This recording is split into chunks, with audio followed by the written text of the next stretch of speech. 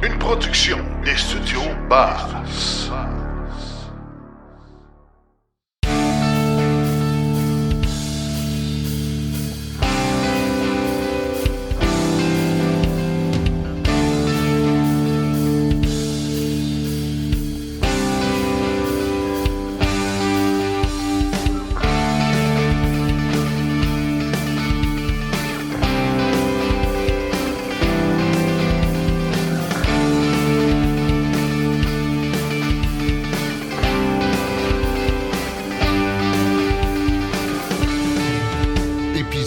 Hors-série. Bonjour tout le monde, bienvenue à ce hors-série et nous allons aujourd'hui discuter, un peu échanger sur nos réactions suite à l'événement de Tesla qui annonce, dans le fond, livre ses premiers Cybertruck de production et en profite là, pour nous donner plein de spécifications sur les véhicules. Et avec qui d'autre on peut faire ça, autre que notre chroniqueur Tesla, Laurent Gigon. Bonjour Laurent.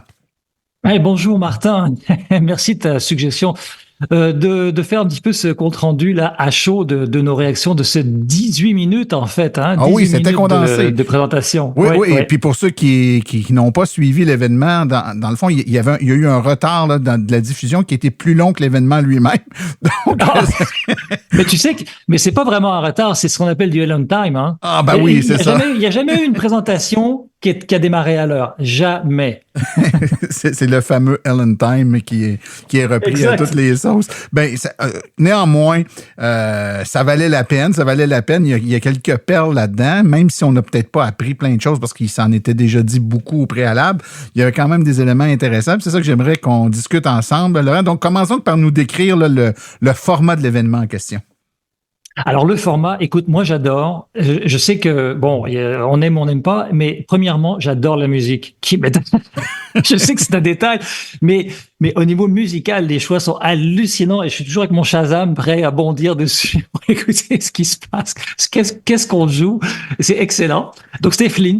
Alors voilà. Et puis donc, sinon, au niveau de l'image, on a attendu pendant 27 minutes, je pense, ça, avant d'avoir la présentation. Puis on a quand même eu les 10 dernières minutes, je pense, un beau ralenti à travers toute l'armature de l'exosquelette façon Blade Runner au ralenti, à l'hyper ralenti. Je trouve ça super beau.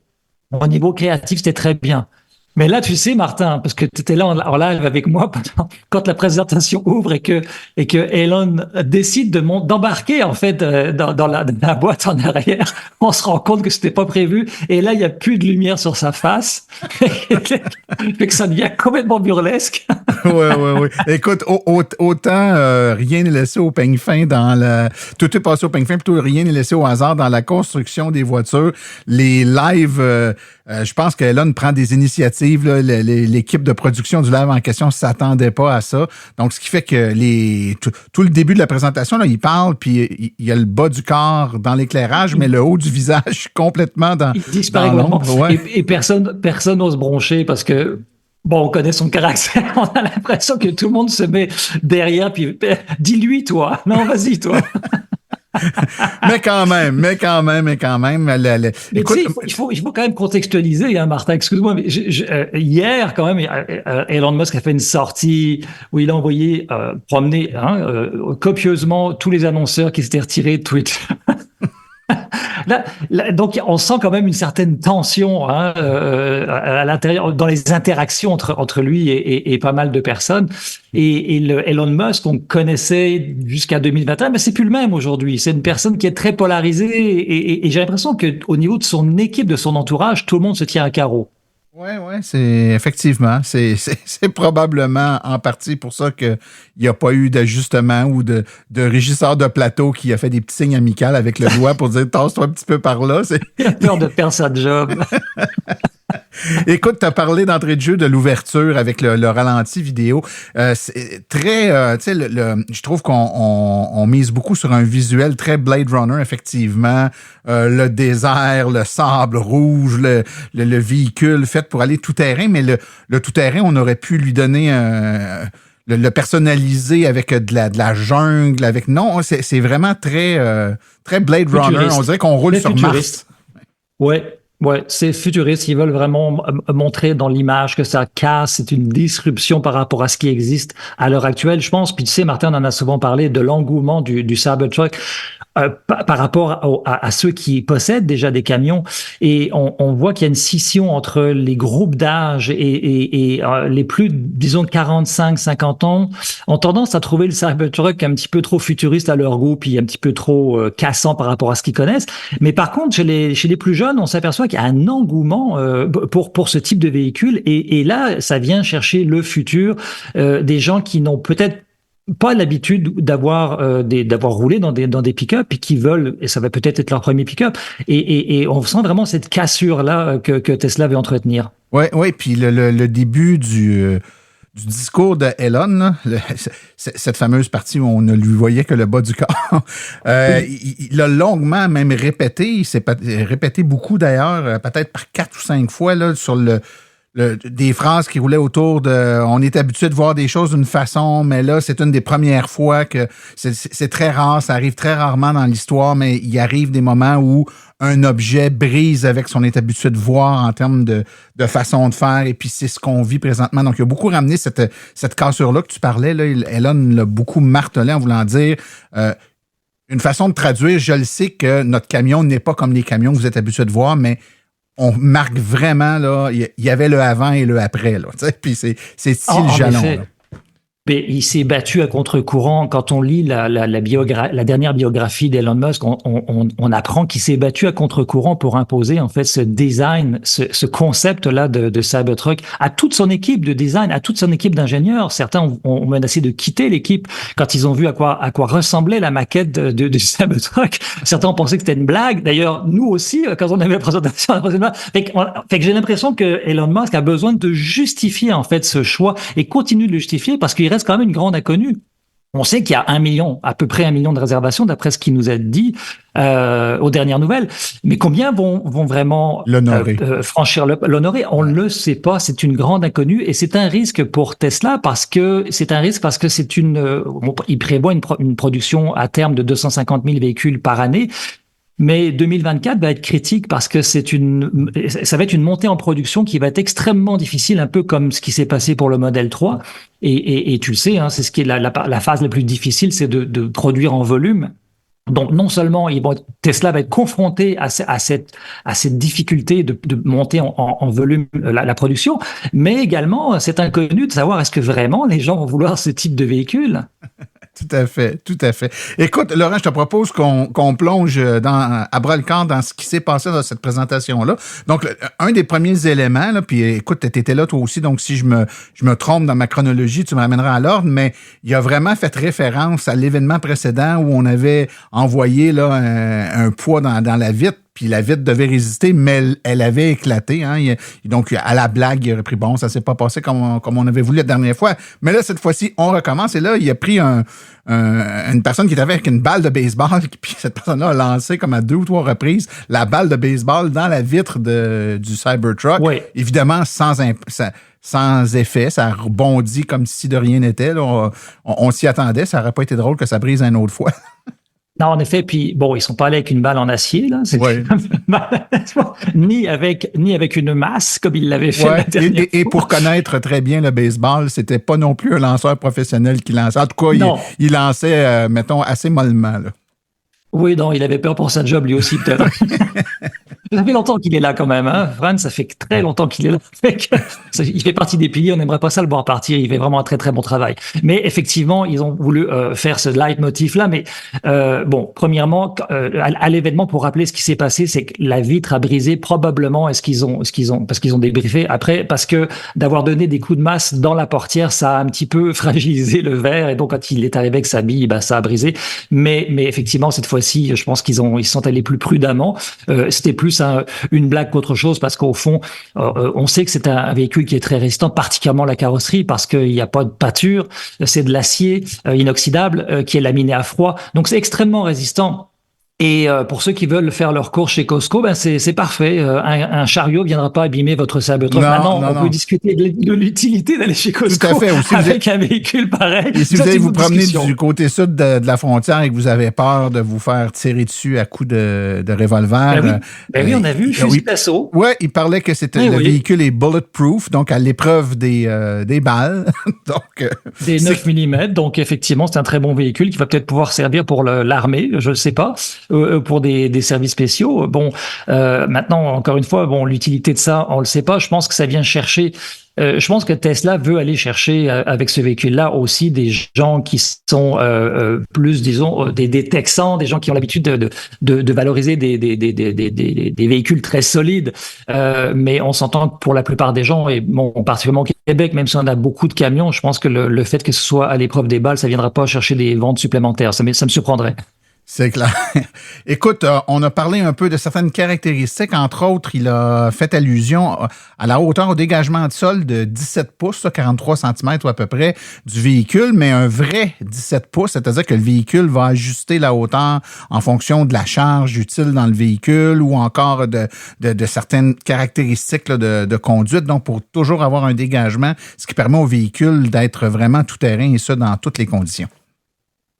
En effet, ça rejoint aussi ce qu'on disait tout à l'heure, c'est qu'il a besoin aussi de rassurer les gens, les acheteurs de ce type de véhicule-là, qu'il va faire la job, ce véhicule-là, même s'il est bizarre, même si la boîte arrière est bizarre, qu'il va répondre aux exigences, au moins, si ce n'est mieux que sur toutes les caractéristiques que n'importe quel pick-up traditionnel. Alors, je pense qu'ils ont besoin de faire cet exercice-là. On l'a vu également avec les mesures avec les tests de sécurité où c'est quasiment pas renversable, il peut pas faire de tonneau là. Le centre de gravité est extrêmement bas et parce que quand on regarde les véhicules sur notre route, écoute, ça m'arrive souvent de me faire la réflexion. Tu vois des gens qui dépassent à 120 km/h sur l'autoroute 130 avec des gros pick-up très hauts, des grosses roues molles, et tu sais que le centre de gravité est pas si bas que ça. C'est préoccupant, tu sais, au niveau de la sécurité. Cybertruck-là est vraiment, je pense, qu'il va être extrêmement sécuritaire. Tout à fait. Écoute, on peut pas passer à côté de certaines caractéristiques lorsqu'on parle de véhicules de cette taille-là. On a parlé des caractéristiques ou des capacités de remorquage du véhicule. Donc, on sait que le véhicule est fait pour être capable de porter là, jusqu'à... C'est 11 000 livres, c'est-tu bien ça, si j'ai bien compris? Là? Oui, je pense que c'est à peu près 11 000 livres. J'ai plus le chiffre là sous les yeux. Mais oui, c'est énorme. Hein. D'ailleurs, on a vu quelques tests qu'ils ont fait de comparatifs. Oui, avec un F-150, un F-350... un Rivian aussi, si je me trompe pas. Rivian, exact. Ouais. Puis, 11 000 livres, oui, c'est bien ça. Oui. Et ils ont fait un test là où, attaché en arrière, là, il y a une remorque dont l'objectif est de donner de plus en plus de résistance au sol au fur et à mesure où le véhicule tire, là, pour voir lequel va réussir à aller le plus loin. Et écoute, le Cybertruck est allé facilement plus loin que les autres, tellement plus loin en fait qu'il est en train de sortir de la piste. Là, le camion a dû tourner pour pas percuter la clôture qui finissait. Oui, c'est ce qu'il a dit à la plaque. Effectivement, le Rivian est donc celui qui a performé le moins, ou c'est le F-150? Le F-150 Lightning, ensuite on a le Rivian. Ouais. Et puis le F-350 est celui qui a le mieux performé. Donc, c'est le Cybertruck. Et comme tu dis, beaucoup plus là, que les autres. Comparable.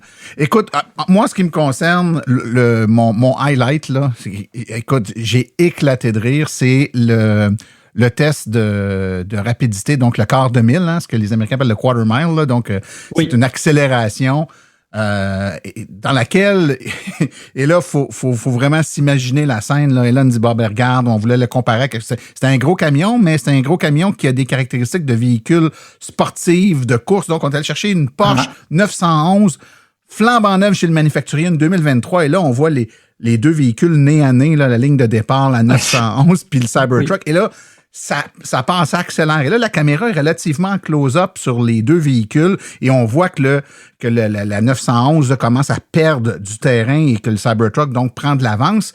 Et là, quand on est tout près de la ligne d'arrivée, la caméra recule et on se rend compte que non seulement le Cybertruck a clenché la 911, mais il l'a clenché en remorquant une deuxième 911 dans un trailer, dans une remorque à l'arrière. C'est tellement drôle. C'est hallucinant, c'est drôle et à la fois c'est très instructif. Ça nous permet de voir qu'il n'y a vraiment aucune possibilité de compétitionner ce type de véhicule-là. Clairement, Et Elon s'est fait un malin plaisir de dire donc le Cybertruck est plus rapide qu'une 911, même en tirant lui-même une autre 911. Ah, c'est fou, c'est vraiment malade. J'ai éclaté de rire, je l'ai jamais vu venir.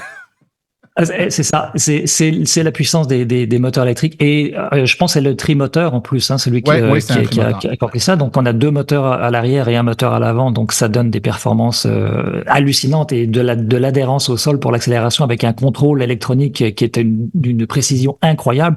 Donc effectivement, c'est imbattable. On a par la suite, ça a été la livraison live des premiers. Donc les clients embarquaient sur scène, embarquaient dans leur véhicule et quittaient avec leur propre véhicule. Ça aussi, c'est une façon intéressante de démontrer que les livraisons sont commencées. Alors, c'est une façon intéressante de démontrer, oui, effectivement, que les livraisons commencent. D'un autre côté, je suis quand même déçu parce que je m'attendais à ce qu'on ait au moins une idée des prix, parce que ceux qui ont le million de personnes qui ont leur commande ne savent toujours pas combien vraiment le véhicule va être vendu. On le sait pas. Quelle déclinaison va être disponible pour l'instant. Quelle autonomie les véhicules ont, parce que les chiffres que Tesla avait donnés datent de 2019. Il n'y a pas eu vraiment de révision de fait. Donc, on se doute, ça serait surprenant que l'entrée de gamme soit à 39 ou 49 000 $. Honnêtement, je le sais pas et je suis, pour tout dire, déçu de pas avoir eu ces chiffres-là parce que des rumeurs commençaient un petit peu à sortir comme quoi les livraisons allaient commencer le lendemain donc demain. Sauf que, est-ce que d'ici demain, on va commencer à voir les prix? Ça, je le sais pas. Ça va être à suivre. Et puis, évidemment, c'est dans son rôle, on est rapide. Là, l'événement a eu lieu en fin d'après-midi, puis on est tout de suite en train d'enregistrer le podcast. Donc, au moment où vous allez écouter, peut-être que les prix vont être sortis. Mais là, on est tout près de l'heure du souper, là, jeudi soir. Et puis, au moment où on se parle, c'est ça. Au moment où on se parle, on n'a toujours pas les prix. Donc, à suivre. Mais effectivement, si on veut livrer dans les prochains jours, il faudra voir les prix. Il reste à voir si ça va être disponible également aux États-Unis, peut-être avant le Canada. Donc, peut-être que les prix américains vont être annoncés, puis les caractéristiques comme l'autonomie, puis tout ça va peut-être être annoncé aux États-Unis. On pourra tirer certaines conclusions, mais c'est toujours... Pour l'autonomie, en tout cas, sans trop se tromper, mais pour ce qui est des prix, il faut faire attention. C'est pas toujours une relation équivalente au taux de change. Puis il y a beaucoup de fébrilité au niveau des investisseurs parce que le titre Tesla a chuté aujourd'hui, il a comme chuté ensuite après 16 heures après la fermeture des marchés, pas beaucoup, mais quand même on sent une fébrilité comme je le disais tout à l'heure parce que il y a beaucoup d'inconnus, de variables dans tout ça. On sait pas les prix, on sait pas combien ils vont en vendre, on sait pas combien ils vont être capables de produire et combien ça va coûter à Tesla. Et la grande inconnue à l'heure actuelle, c'est 2024. Qu'est-ce que la production de ce Cybertruck va avoir comme impact sur les marges bénéficiaires de Tesla? Ça, c'est une autre inconnue. On soupçonne que ça va entailler un petit peu la marge de profit de Tesla. Et ça fait pas plaisir aux investisseurs. Et en général, Wall Street n'aiment pas les inconnus, en fait. Ils aiment pas l'inconnu, ils aiment savoir où est-ce qu'ils s'en vont. Et là, il y a beaucoup d'inconnus encore. Ouais. Ben, ça va te suivre. Puis écoute, j'imagine que d'ici ta prochaine chronique, il y aura des détails qui auront émané soit du site de Tesla ou ailleurs, et puis tu pourras nous en parler. Mon cher Laurent, avant de terminer, un mot de la fin. Écoutez, moi, je vous invite à écouter Silence au Rôle. On va vous tenir au courant de tout ce qui se passe avec ce véhicule. Moi, je trouve, et je suis très enthousiaste par rapport à ce véhicule-là, parce que je pense que c'est un gros marché en Amérique du Nord et que c'est un marché qui a besoin d'être électrifié. Et si on regarde la compétition, il ne se passe pas grand-chose. Et on n'est pas prêt de voir énormément de volume arriver avec Ford, le F-150 Lightning. Ford est en train de revoir à la baisse ses prévisions de production. GM aussi retarde leur projet. Donc, c'est vraiment urgent que Tesla montre la voie dans ce domaine-là, dans ce segment-là, parce que c'est vraiment un segment qui est très important pour l'Amérique du Nord.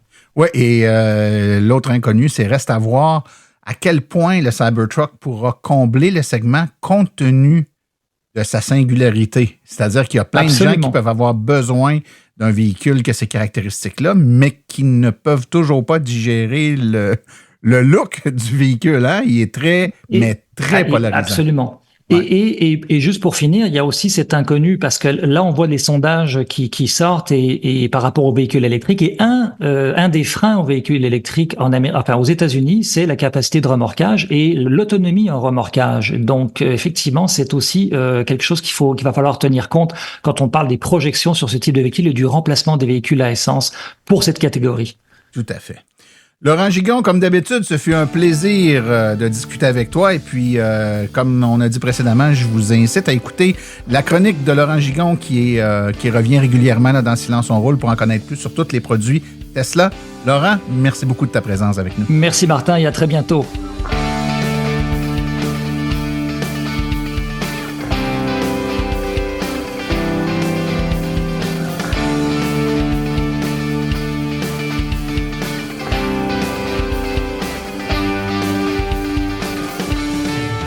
Épisode hors série.